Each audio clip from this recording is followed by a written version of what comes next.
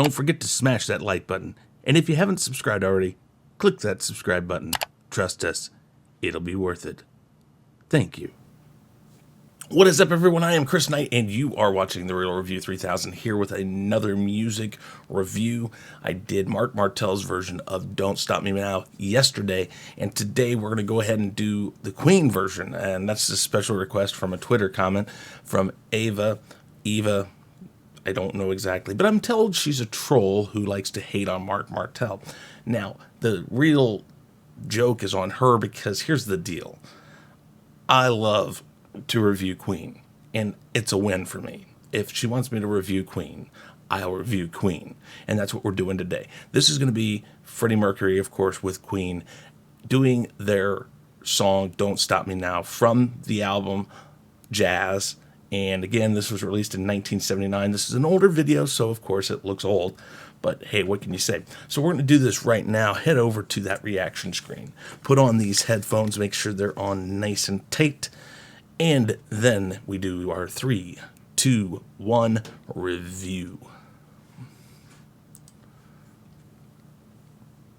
Now again, older video, but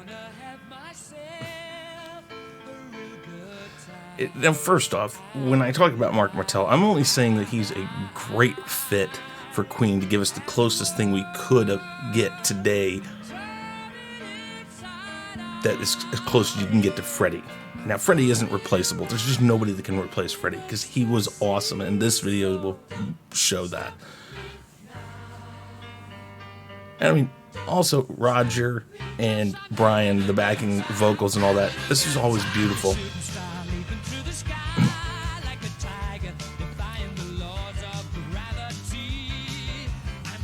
And if you have the album Jazz, these lights up here on the stage are like that on the album cover. And of course his attire, classic Freddie Mercury, of course classic Brian May. I mean, just their ability to sing together and keep it that tight, it always sounded great. Granted, this is the studio recording, but they're just beautiful together. This whole band did just excellent music, and it wasn't anything we were hearing at the time. We didn't get this a lot. They were a very different group from anything back then.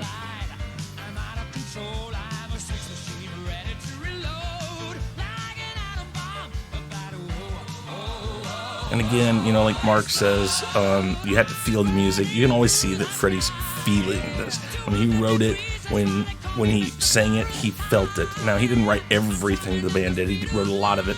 But he always felt the music, and you can always see he did.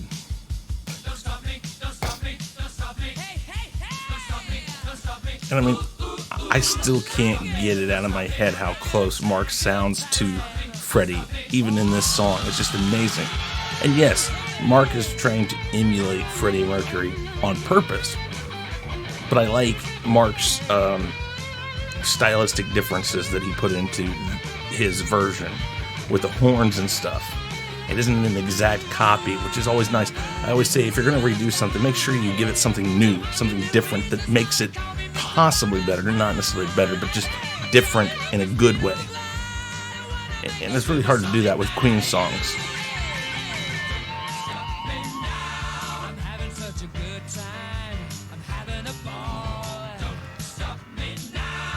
I mean, this is just amazing stuff, though. I mean, and you see how he's doing this in his mannerisms and stuff. Mark always emulates that in the best way that he possibly can, and I think it's completely to honor Freddie and what Freddie did.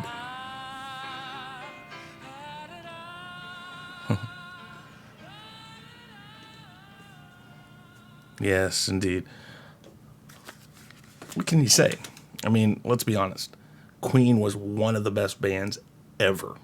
Now, maybe not the most technical sounding, maybe not the most complicated, maybe not the best musicians, but it's the package. It's always the package. It's the package and what it brings to the table. And with Freddie, Brian, Roger, all of them, they did a really good job of packaging themselves together. And when you put a man like Freddie Mercury up front, who was such a showman and wanted the people to enjoy the show and be a part of the show, it only makes it that much better. And the live music that Queen did with Freddie Mercury is really what made them who they were. The genius of the stage show that Freddie Mercury and the band put on. It wasn't always like it was just this huge pomp and circumstance. It was just the way Freddie worked with the crowd, commanded the presence of the crowd, and brought them into the show like they were on stage with the band, singing with the band, being a part of the band. It was amazing, and we'll never get that again. We will never get that again. As close as Mark Martel might get to it, it won't be exactly the same, because there was nobody else like Freddie Mercury.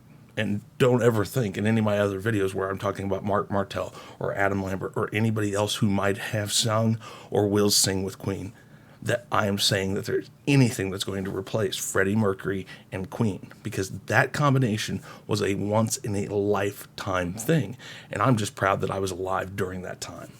So with that said, I'm Chris Knight. This is The Real Review 3000. Remember, smash that like button, subscribe if you haven't already, and hit the bell so you know when we're coming out with new stuff. Again, I'm officially out of here. Hey guys, thanks for checking us out. Be sure to subscribe to both channels, and make sure to check out our friends in the Fandom Minutes. You can find us on YouTube, Twitter, Facebook, Instagram, and BitChute, and you can also send us an email at sean@seanstackhousereacts.com and chrisknight@therealreview3000.com. And be sure to swing by our Teespring store to pick up some awesome merchandise.